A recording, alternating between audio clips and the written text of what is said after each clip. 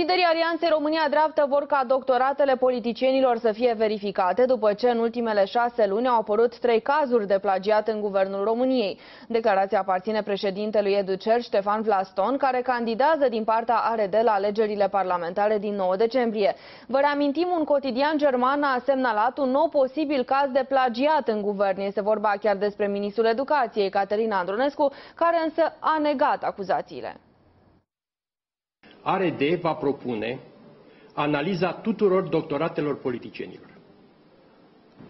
Este foarte important ca românii să știe dacă imaginea publică a unui politician a fost clădită pe impostură și plagiat sau pe muncă cinstită. Acest lucru se poate face, nu e foarte greu, cu sprijin european în materie de logistică, în materie financiară, în materie de specialiști. Domnul Ponta spunea că în ritmul acesta vom ajunge la 20 de milioane de plagiatori, parcă așa a spus.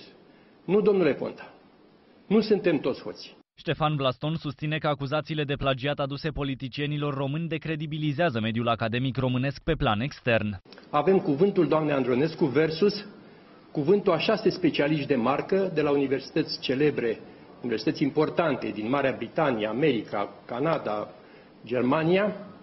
Așa că rămâne ca dumneavoastră și noi toți să decidem pe cine credem. Nu este prima oară când apare acest caz de plagiat al doamnei Andronescu, dar de data aceasta este pus la un nivel foarte puternic, inclusiv de un ziar german de marcă și cu mare credibilitate și de site-ul integru.org,